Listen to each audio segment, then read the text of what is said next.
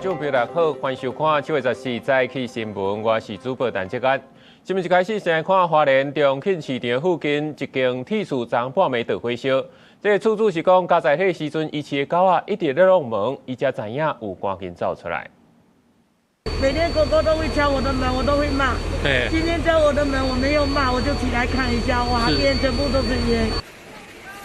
半暝火烧厝，因为边仔就是加油站，这消防是赶紧出动来拍火，半点钟内这就控制落来，的火原因是搁爱调查。继续来看，新竹德隆山区一个21岁大学生，甲朋友拢总4个人骑2台机车，要去山顶露营，煞因为讲半路落大雨，几个人跋落去这路边的排水沟，送医医院是救无倒来。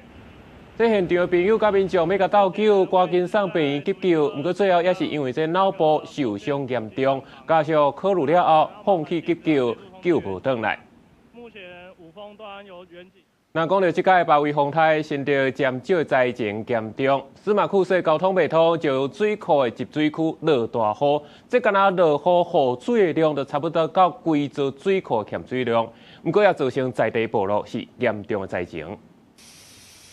土水伫对顶面流落来，因甲敢若一个河共款，涂骹拢是细叶石头甲烂土。新竹县尖石乡的灾情真严重，因为土石放落，大约有100位的路拢受到损害。秀兰村的司马库区，也有玉峰村的石蕊部落，另外路是歹甲真严重，而且国军斗3天提供有够的物资，打算暗时进前全部来抢通。2/3以上已经抢通，清除掉。那目前比较严重的部落，大概就是石垒联络道路这个部分，还有司马库斯。另外来看桃园暴雨风台计竟为石门水库集水区带来真大雨量，总入流量大约是2.2亿吨。相当一座石门水库抽水量，桃园渡船游艇工会讲，一时间落遮大水雨，互水库工作船也受灾真严重，沉10几只，到即阵为止也无多甲浮起来。初步估算，这个损失大约是200多万。我们没有预期水位会降到这么低，所以呢，降到239，突然水又一夜之间满起来，所以很多小船都沉掉了。也对石门水库上游的这个湖面拢是水流差，也因看出户型区受到暴雨风台影响，灾情真严重。山区的路有58位出现崩落、甲路桥以及树倒去这灾情。另外，当地的大利干部落、宜兴部落对外沟通也受到阻碍。省道、市道到乡道呢，总共58处的灾点，全部都在7月12号，风灾后的第一天。我们就全部抢通完毕。对这个风灾交通受到损害部分，福兴官方所讲，这虽然已经全部抢通，也毋过线内要真侪灾后复建的工程，会陆陆续续向市府相关的局处，也是中央相关的部会来争取经费。记者综合报道。继续来关心天气，今日气象署是针对全台湾的8县市发布高温资讯。华东地区高温是31至32度，西北部宜兰是33度至35度，中南部较无刮海所在可能有来到36度以上。咱来看温度。今日天气也是真烧热，不过也是真无稳定。南部、东南部地区过昼拢可能落雷公雨。中部以北山区雨可能会落甲真大阵，也目前太平洋阁出现一粒这海神风台，暂时是对咱台湾无直接影响。来看高雄有民众要冷冻飞机员登去煮，食到一半，所讲去捕到那就是一支登去的铁钉仔。这一个表示讲，目前是无收到消费者来反映，在做原仔的过程当中也拢无用到钉仔，到底是倒位出问题？目前也正在调查。也太恐怖了吧！已经甲一半的飞机员有尖尖的物件，民众抓一个，用手摸发现真像是钢钉的金属物。这是什么？就不像订书针。对。然后我就拿起来看，才发现，天哪，它是钢钉啊2公分长的钢钉啊，另外一边弯弯，民众当时煮一碗飞机丸，前几粒食时阵无发现，后续慢慢步，煞夹到好亲像铁尖仔的物件，迄暗感觉后有淡薄仔疼去就医，麻烦咯，还佫有其他的铁尖已经食落去。一定会担心，对，因为毕竟是钢钉啊，然后医生就给我开一个类似就是抗生素给我。怕吃到有铁的东西，所以要有抗生素。看到了状况我就打给他，可是因为厂商就是周休2日。他根本就没有办法接电话。业者讲，商品拢会用金属检测仪检测，但别承认品管过程有疏失。不过这程无使用到民众讲的铁夹嘛，卖甲顶手厂商确认是不是有可能是虚假的物件。我们产品包装完成之后，也都会过金属检测机，基本上是要验出来，但是没有验出来，这有可能是我们作业上也是有疏失这样。派员前往进行稽查哈，如果有违反相关规定的话，我们会责成他改善哈。虽然业者甲云林县政府拢表示无接到民众反映，不过民众讲代志发生迄天是假日，第一时间敲予业者的服务电话无人接。面对民众接到铁夹的物件，业者是讲会好好甲消费者协调，原来会赔医药费。记者采访报道。来看今日早报重点，先看自时报。南投县一个查某人去人店的买物件，讲是店门口有放一支雨伞，哪像就是家己碰见的迄支，怎甲摕走？结果雨伞的主人去报警察，法官认定讲这是窃盗，罚5,000。过来是中国时报。中国海南公告目标2030年要禁止卖食油车，要让海南争做是中国头一个无卖食油车的省。最后是联合报，外部是公告农药残留标准修正草案，红果的农药芬普宁残留的许可量对原本的0.5 调做3 引起外界批评。也针对这个红果的农药芬普宁，有人会误会做芬普尼，引起惊吓。这小事是解释讲，这芬普尼是环境的用药，未用伫咧农产顶头。而且所讲的芬普宁是针对国际做法，反映出实际情形，唔是要放零标准。第一种产了大苹果是大家常食的果子之一，为无要互农药影响，大家拢有家己一套清洗标准。怕有农药的话，这样子啊，就是泡久一点，或不是让它水流动的方式，让它减少农药的残留。像苹果一定是会先洗，然后泡一泡，好，然后再去削皮，因为我们就是不要连皮吃这样子。为福部进行发布的农药残留容许量标准修正草案，包含38种农药174个品项，其中针对芬普宁农药残留标准的部分，苹果由原本的内谷类的0.05 ppm 改做个别标准3 ppm， 加做外界关注焦点。小苏表示，主要是伫111年有跨国厂商来申请，111年进前葡萄甲莲雾本来要个别标准，这不是放宽，是从类别标准在定成为个别标准。那这样的一个案例呢，在日本，它也针对芬普宁在苹果也是如此的个别标准的定。小苏强调，农药残留容许量标准是伫国内外资料、道理资料、参检残留试验甲个人sen实摄取情形进行风险评估。无关美国压力或者是政治强化，农业部风险署指出，芬普宁主要针对防治业员，也用伫12回科的作物。核准使用的范围还算相当的广，它可以用在不管是十字花科的小叶菜类、十字花科的包叶菜类、草莓，还有一些果树上面，主要针对的防治的害物一些螨类这种小型昆虫残留容许量的部分，它只是一个管制值，而不是超过了容许量就是有危害的部分。针对相关媒体有发文指出，这摆小苏是放令苹果农药芬普宁等消息，小苏反驳芬普宁是环境用药，伫咱这边用伫农作，提醒民众唔通散布不实的消息，避免违反食品安全卫生管理法，会修正各依法来救办。记者综合报道。过来看是中联油问题油的致癌的风波，这行政是召开专案会议，只是讲1礼拜内要完成所有的检验作业，嘛要求卫福部要提出食安法的相关手法，要定出油品搁再上市面的分项、确认甲核对3大原则。继续追查问题油的流向，到下边业者的灶卡详细检查。台中食安处12暗时接到回收公司通报，表示6月底自主产验2件产品检出本片比超标，用是中联沙拉油，暗可扣收伫7月7日就收到检验报告，所无照规定及时通报，所以针对2个产品，国采快上关押到300万，总共600万。回收进前因延迟通报被罚300万，总共已经罚900万。在美国来为例，他如果是用行政处分的时候，他不一定能够处分太多钱，但是他用消保法来处分的时候，他可以让一个大企业甚至可以倒闭，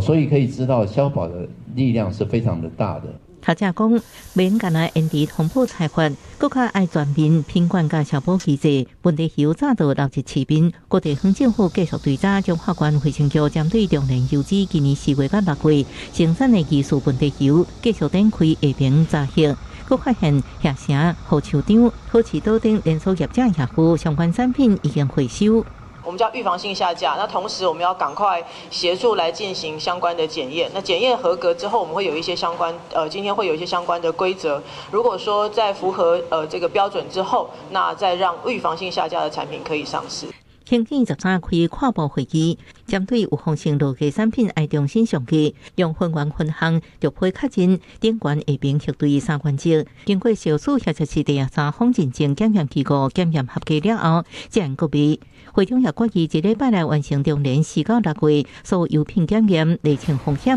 1礼拜内为法部提出食安法修法草案，向法院后制定甲3级食安管理。记者综合报道。国际上要紧，继续来关心中东的局势。在美国总统川普是宣布，佮要对伊朗来发动海上封锁，控制荷姆兹，而且佮要对所有来往的货船来扣20%美军的保护费。国际油价是搁再起悬。中东的局势搁再紧张，针对掌握到全球能源命脉的荷姆兹海峡，美国总统 Trump 透过社群媒体淡出强硬的政策，宣布恢复对伊朗的海上封锁。伊搁较讲，美国刷落来真有可能会接手，而且经营这条重要的水道。同时，为着补偿美军维安的成本，经过荷姆兹海峡的所有的货物会收20%的费用。The MOU is there but not really holding, and we are discussing what more can we do, what kind of messages we can send, that the Strait of Hormuz has to be open, the freedom of navigation has to be respected, there can't be no tolls, no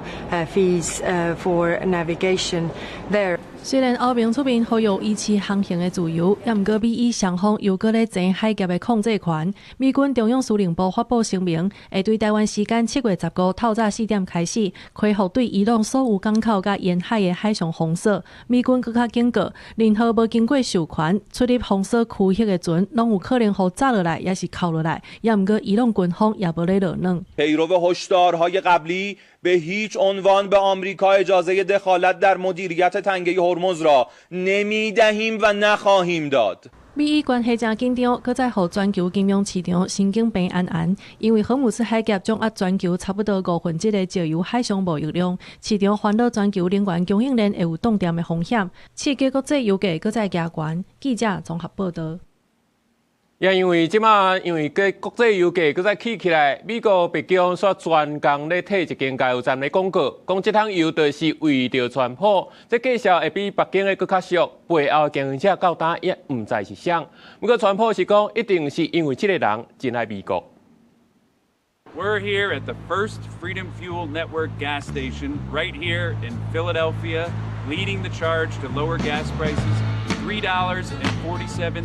That's for our 47th president, President Donald J. Trump. 白宫顶礼拜发布一支影片，向美国人宣布，将有25间集中伫宾州加纽德西州的连锁自由加油站，汽油的介绍是真俗，比全美平均也俗50美分。消息一传出来了后，上欢喜的就是消费者咯。I just happened to ride by, saw the sign, and gas price is low. You know what I mean? So I figured I might as well get it while I'm. The political, it's about the price. The political statement doesn't matter. I wish we'd go down more so we can keep everybody moving. 有消费者讲，30多年前伊搬来费城时阵，汽油每加仑才7.5分的美金。正受到荷姆兹海峡紧张影响，5月2日油价也起到每加仑4.5到4.6美金。虽然白宫讲美国政府无对卖油的商店来提供任何补助，也无参加营运，不过也是有消费者无爱买，并且来到这个以麻油加美国国旗为主要图案的加油站来抗议。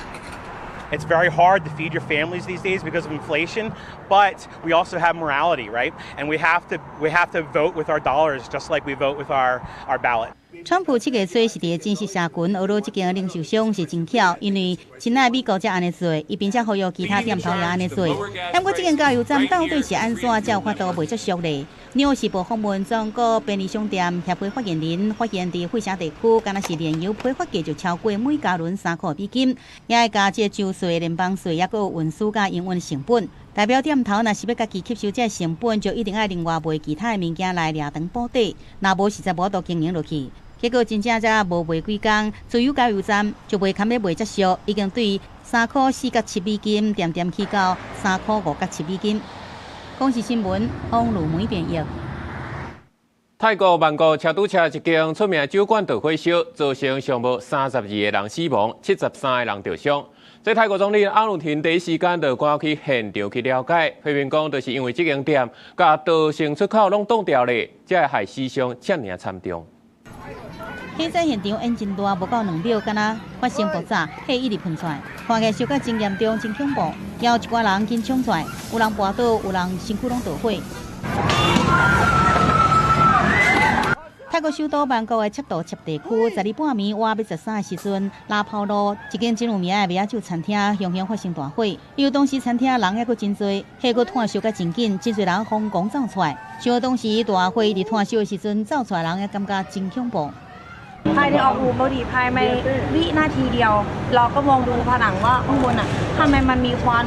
เราก็แจ้งการว่าเฮ้ยทำไมควันอะไรออกข้างบนเขาก็เลยวิ่งเข้าไปดูพอวิ่งเข้าไปยังไม่ถึงไหนเลยแล้วมันก็เหมือนกันมาบึ้มทีเดียวเลยมันเร็วมากเลยพี่เร็วมากแบบไม่ได้คิดไม่ได้อะไรเลย走出来人讲，火灾发生了后，酒吧内底拢是高烟，有火灾是对餐厅舞台头前倒起来，说讲有一寡人是走对后壁便所甲走卡，才发现根本就无路通走。有袂少罹难者遗体拢是伫便所内底发现的，消防人员接报了后，赶紧来现场拍火，袂少民众也紧斗相共救人。这间米酒餐厅是伫曼谷北部真闹热的市区，因为交通方便，瓦两间购物中心，沿过路行就说到附近的电影院，也有有名的观光景点，瓦奇拉本查塔特公园，也有全亚洲上大的拜六的市仔之一，赤道赤市啊。火灾发生了后，泰国总理阿努廷也赶紧赶到现场了解情况，发现袂少走火警的门拢有塌掉咧，批评餐厅无明显的，消防道先通道。จะลอยด้วยเป็นประตูเปิดง่ายไหมประตูเป็นประตูได้เป็นล็อกคอ2ตัวเป็นตัวที่ใช้ประตูทางออกครับเปิดได้ใช่ครับอ๋อไม่ต้องวิ่งมาตีก็ไม่เป็นไรตรงนี้ไม่มีป้ายหนีไฟไม่มีมันต้องมีป้ายหนีไฟเขากลัวลูกค้าไม่จ่ายตังค์แล้วออกทางนี้ไงครับไม่ใช่แต่ถ้าเปิดถูกไหมครับใช่ไหม活动时正伫表演的角手讲，看到舞台附近的不咧加先庆烟山内就无电啊，结果就爆炸，火就烧起咯。法新社报道，曼谷市长查沙认为，火炭烧真紧，一直冲到天棚，高烟可能就是造成人员死亡主要原因。当时消防员也讲，入去餐厅要拍火救人的时阵，发现真侪桌啊椅啊冻掉咧，四个真烧，温度真悬，拢可能是阻碍人客导成原因。对着导火原因，当局会对电线装修、舞台装饰品是毋是开倒起这物件来进一步调查。这是2009年新年泰国曼谷夜总会火灾以来，当局上严重的一摆火灾。当时火灾造成67人死亡，200多人受伤。公视新闻陈思东编译。国际上大代志，做回来看世界。日本奥伊达昨一个44岁查甫人举刀仔伫咧商店街乌白乱扑，造成4个人受伤。警方目前判定应该是一件随机攻击。美国缅因州拜一是搁再发生有移民的海关人员开枪打死人案件，造成1个人死亡。目前详细案情无对外公布。泽伦斯基出访法国巴黎，甲法国、英国、德国3国领袖来见面，共同来发表演说，宣布成立反弹道飞弹联盟，联合开发大规模来生产这飞弹纳炸系统，加强欧洲的防空网。继续来关心菲律宾甲中国南海争议。3年前是经过国际法院的裁决，中国对南海是无九段线权利。即马美国、日本、菲律宾14国来发表联合声明，中国有关是无被承认。咱外交部嘛声明讲，牵涉到台海、南海规范，拢无应该排除咱台湾。2016年7月，菲律宾地缘系中非正义的南海仲裁案中胜诉，裁定中国对南海主权主权无负九段线的历史性权利。佫认定中国伫菲律宾专属经济海域内底起人工岛，加组织渔民掠鱼是非法行为。10年过后，美日菲等14国透过联合声明，在国内法律拘束力，和中国反驳是一张非法的废纸。裁定当中牵涉台湾的部分，包含认定太平岛无完整岛属地位，无拥护200海里专属经济区。咱的外交部也呼吁牵涉咱的权益甲南海区域行为规范的讨论，拢无应该排除台湾。重申南海争端应该照国际法甲海洋法，台湾也应该纳入多边争议解决机制。作为可靠的海洋伙伴，我国对南海诸岛主权及权利主张均依循国际法及海洋法，并以太平岛为基础，在南海地区推动海事合作，充分展现我国积极促进区域和平稳定及共同开发的负责任态度。不过，对10年前的南海仲裁案裁决，迄时阵就要上任的马英九总统在裁决公布进前亲身领导表达咱的立场。后来上任的蔡英文总统并表达无接受裁决，佮亲身上直发南去南海顺行。今年4月，海委会主委管碧玲也领导主持南湾9号朝鲜，国民党强调南海是中华民国固有强项的一部分。马总统也赶紧去太平岛向国际宣示主权。过去马政府时代的时候，马英九总统可以亲自登上太平岛，赖清德总统是不是能够用更强硬的态度立场来表示？不要看到其他的国家就矮半截。如果去了，我相信在野党朋友搞不好要跟你讲说，你只是上到太平岛去打个卡而已，对于国家的一个主权的一个维护有什么样的一个帮助啊？民进党表示，按用和平的方式，透过国际规则处理南海争端，不是硬吞的。而且建议政府应该邀请相关国家的国际法专家到太平岛实际看卖的，让他们实际去看哦。那么它不是一个像中国大陆是人工岛礁用人工造成的嘛？我们政府倒不用说完全来采取这种强硬批判的态度，因为这里面牵涉到国际政治的复杂程度了。中国最近个借机回讲，有菲律宾巴丹岛的主权个案侦查事件，恐惊是想要或者对待模式，是要透过历史的广泛法律战甲海上的铺设地带搜找，达到可能对第一岛链控制。记者综合报道。国防部宣布5港4枚联合防卫操演，接续6月时备战操演，也看作是替汉光42号演习来提早准备。不过，昨下晡伫咧桃园市发生有军用卡车烧弄意外，加载是无人受伤。一台云霸轿车驶伫台中的龟仔路后壁对着 M60A3 战车，要斗阵随时到建设的所在。陆军中部234路13线时开始进行国军今年的联合防御操演。东部花莲也有真侪装甲车来预防，早起10点半顶下复兴营区做伙展开演练，出动 CM2的装甲运兵车、CM26指挥车甲105榴炮车。国军为期5港4枚联合防御操演，其实是承接6月份日籍备战操演的作战场景。模拟敌军已经离开港口发航，准备进行登陆的时候，这时候各个作战区就进入这个联合防御的阶段，也就是以这个各个作战区为主体，所以用模拟去中心化指挥。如果通讯中断的话，那各个作战区都可以独立进行接战。国防部今年热天规划练兵的3个阶段，先是6月下旬，日籍备战操演以军警为战机，注重快速的边检转换，防止敌军由操演变做战争。这摆7个联合防御操演是以战区为战机，搁再来就是8月要举行总计10港9面的汉光42号实兵演习，更加全面来验证各部队作战的能力。伫桃园有民众甲国军加油比战。陆军团伫进行 MY-A2T 机动部署，无想到车队内底中型建设轮车驶上晚，驶到一半，结果3台烧弄做伙。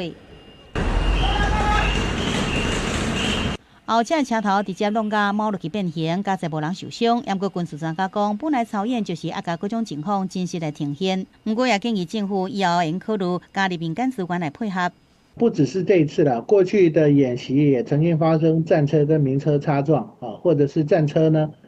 在路上遇到抛锚等等相关的状况，解决最真实状况的问题，我觉得这个比较重要。部队机动的时候，你可不可以结合交通动员跟地方的警政机关有道路优先权的这种使用啊？那时候交通管制呢，可能不只是宪兵而已。国防部讲，演练目标就是要好好做到务实，亲像实兵、实地、实时、实装、实做，提升整体防卫作战效能，因应敌情的威胁。今日根据台海周边海空域上新的动态指数，12早起6点到13，总共查到共5架次加10架次的公务船，无强机侵略台湾，国军会继续严密来监控。记者综合报道。再来看新竹风采520建案2023年，这车路破一空，一台轿车载落去，检方是依照贪污甲伪造文书等罪，甲新竹县长游文科等12个人起诉。昨一审是判游文科无罪，建商丰益董事长刘寿基甲总经理曲仲杰是3年6个月。2023年4月27日，一台停在路边的特斯拉，并入去启动内底，接报停客函检方2024年7月，依照贪污治罪条例、伪造文书等罪嫌起诉新竹县长游文科，迄时阵县府公务处长江良显、丰益创办人刘寿基等12人，检方对游文科求处10年以上徒刑。新竹地院经过2月审理。13一审宣判游文科无罪，迄时阵公务处长江良显判6年6个月徒刑，替代公权4年；细恒审判员判5年2个月，替代公权3年。防疫机构董事长刘寿基、总经理曲仲泰3年6个月转应上诉。杨文科无罪，那本件得上诉。县府尊重司法的判决，全案后续的司法程序由当事人及律师依法进行。这是台北市防疫机构风采520建案施工期间真侪摆发生崩塌，新竹地检署调查认定，施工过程牵涉动土壁设计变更等代志，疑似降低工程成本，影响工程安全的记录。进一步调查官商之间是不是牵涉不法介入？游文科一审判无罪，透过文字回应，这份判决写起外界无险的指控，也幸好伊甲县府团队一个公道。杨耀新会馆长职务帮带，应该检讨行政程序，亲自检讨，应该追究的工程甲建商责任。县府团队追究到底，伊毋捌回避。接到起诉书，我觉得非常的遗憾，因为针对起诉的各项内容，在侦查阶段我都有明确说明。可惜没有被检察官采纳。本署尊重法院判决，后续会等收到完整判决理由后，再依法评估是否提起上诉。防疫建设将对判决也声明回应，尊重司法程序，不过对判决结果深深感觉遗憾。一直收到完整判决书，完成法律评估了后，依法提起上诉，维护公司甲相关人员的合法权益。记者综合报道。较多咱所讲到这泰国酒馆火灾，伫咱台湾也捌发生过 KTV 导火烧造成6个人死亡，台中西餐厅64个人死亡的悲剧。上诉嘛提出讲，店的便所这门拢是塑胶做的，无法度甲开动落来，这排水孔也袂有空气。若是万不一发生火灾，就千万唔通闭伫内底。火烧甲真猛，一时啊火氛就真大。泰国曼谷的酒吧半暝大火，真侪人秘伫便所，到尾煞不幸死亡。面对发生火灾，上诉就是警，秘伫便所绝对袂使，颠倒会增加致命的危险。浴室的门跟天花板可能比较多的情况是塑胶材质，然后不耐高温，然后易融化变形，然后所以就会有浓烟侵入。排水孔下方设有这个存水弯，其实是不会有所谓的新鲜空气从外部流进。上诉特别说明，便所用塑胶门较济，无法度有效挡火分，排水孔有些抗水弯，嘛无空气入来。万一秘伫火场内，千万唔通秘伫便所。看泰国的火警，国内5、6场所同款，原来有类似危险的代志。整个林森钱柜大火啊！林森钱柜大火。民国109年，前柜 KTV 林松店大火，造成6个人死亡。当时袂少罹难者都是秘伫包厢便所。民国84年，台中威尔康西餐厅大火，加一届泰国的火警，同款的所在是唯一的出入口脱掉的，夺走64条人命。沉着冷静，然后第一时间要快，然后第一姿势，必要说爬也要爬出去啊！你为了要找湿毛巾捂口鼻，那就是会浪费时间。你没办法往下或往外逃生，那建议就会有改避难的方式，看是不是有一个相对安全的空间，你可以躲进去，然后是塞门缝，然后在里面。等待救援。若是伫 KTV 酒吧这5、6场所，常常拄着火灾，把握火场造成口角，烧火紧走，火昏关门。专家嘛做伙提醒，入去任何5、6场所，爱提早确认是毋是有2个以上的逃生避难空间甲动线，为家己的安全设想，以先防范。记者采访报道。电讯消息来看，台铁对7月开始调整车帮。1902年所启用的台南龙电火车头是头一届有自强号停来遮。有民众讲，甲快车刷来停小站，敢会互快车变慢车？不过，对这在地人来讲，以后就免使20分钟去新营坐车，省时搁方便。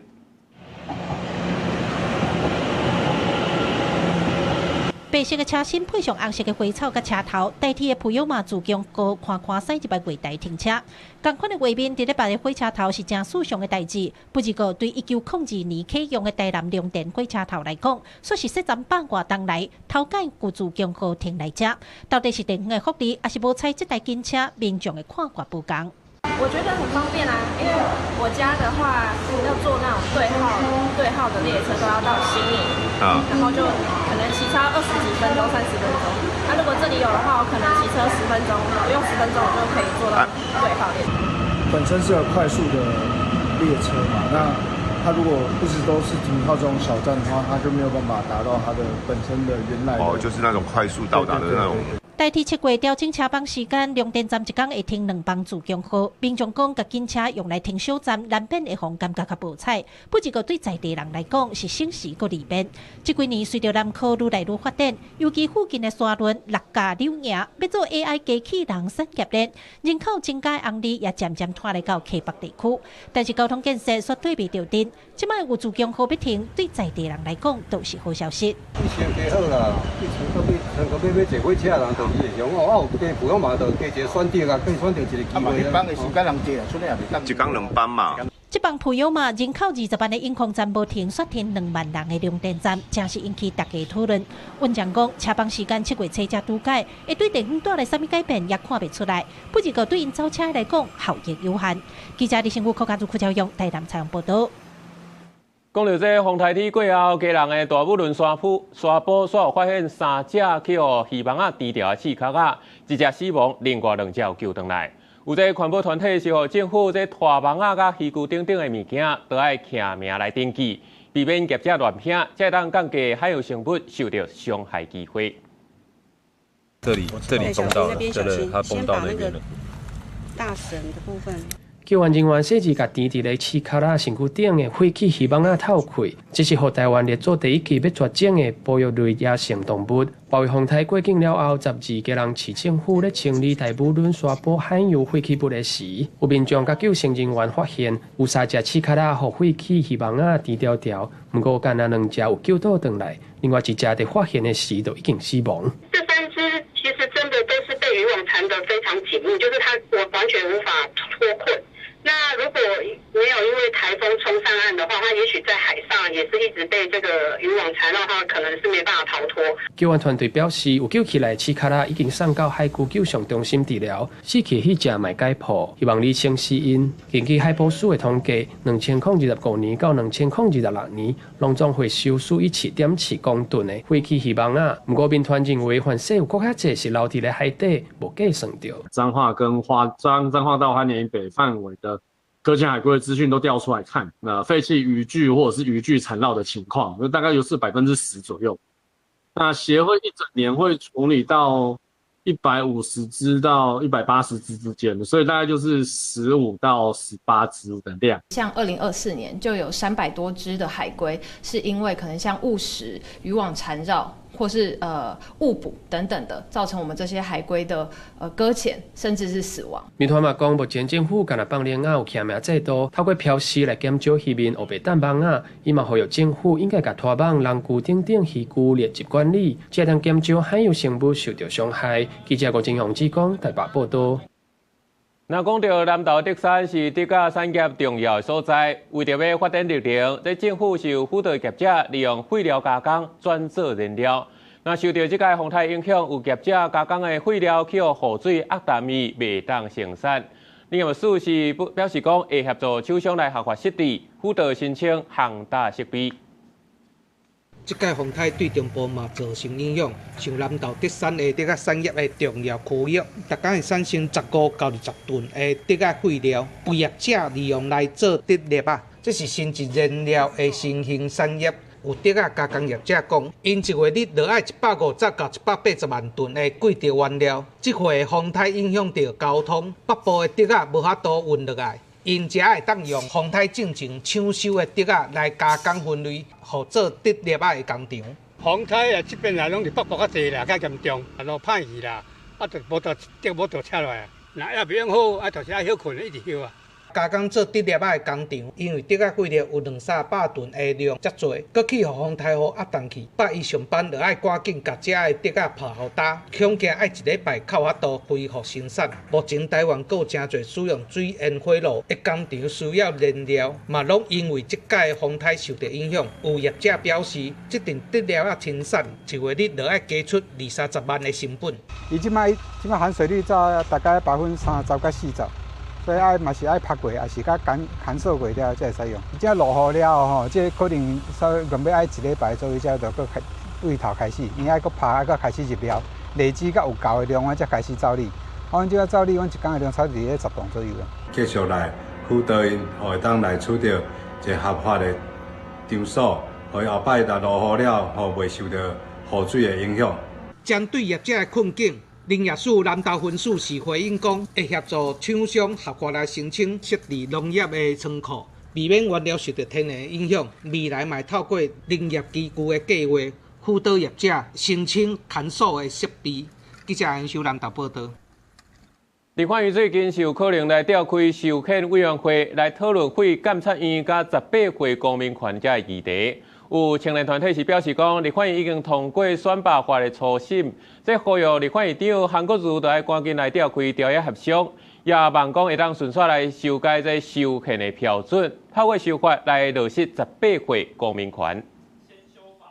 18岁公民权先修法，青年参政权不拖延。青年团体共同呼吁立法院赶紧修法，让18岁的公民通有投票权。其实立法院内政委员会5月初审有通过公职人员选拔法、甲总统、副总统选拔法修正草案，要甲会当投票的年纪对20岁修做18岁，嘛建请修宪委员会启动修宪。目前也在等立法院长召开党团协商。青年团体指出，去年立法院有通过青年基本法，就明定政府应当保障18岁公民权，嘛呼吁立法院赶紧启动修法。已经有很多的国家开始讨论16岁是否可以有投票权，也将参政年龄投票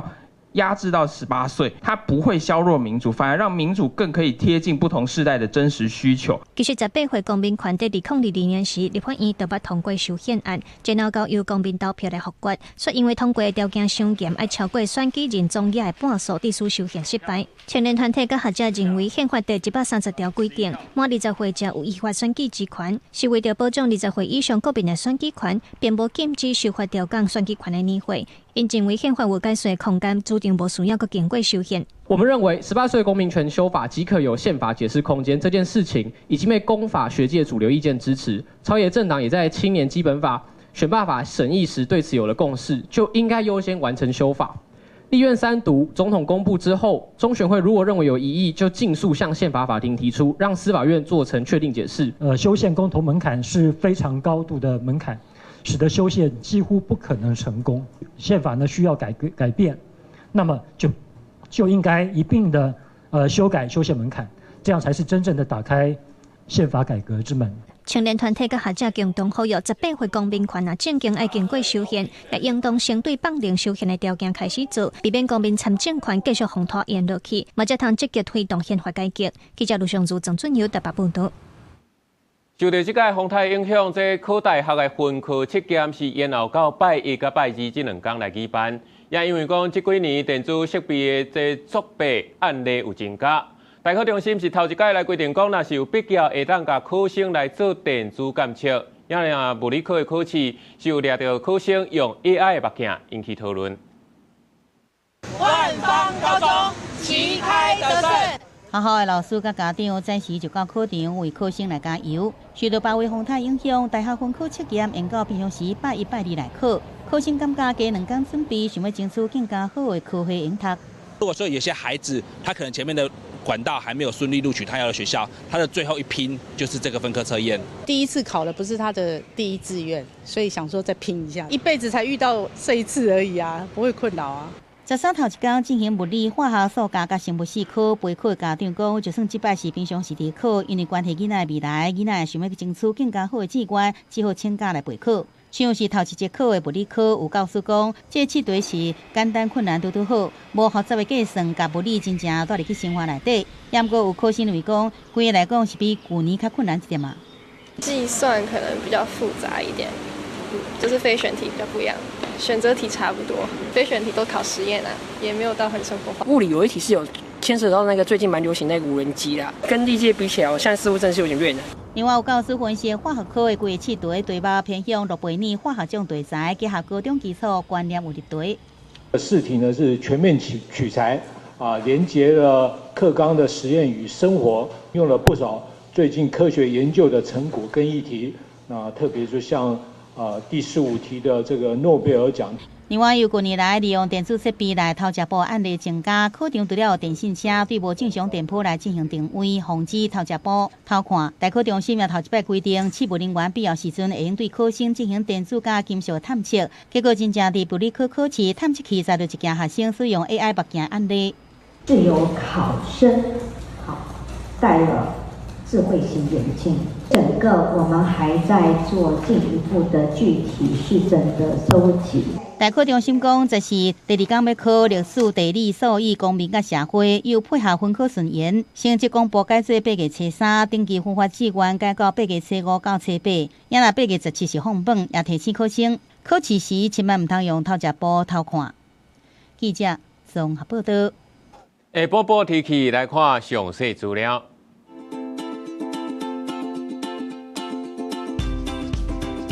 北部地区26度至35度，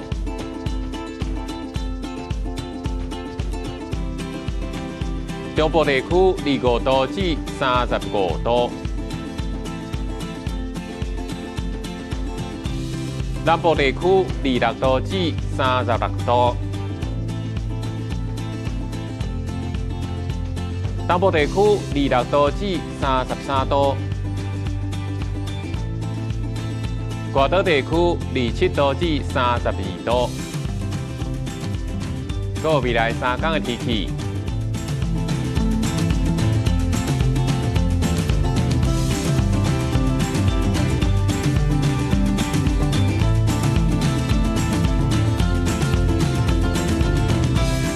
感谢你收看今日早起新闻，我是主播陈志刚，咱明仔载同一时间再会。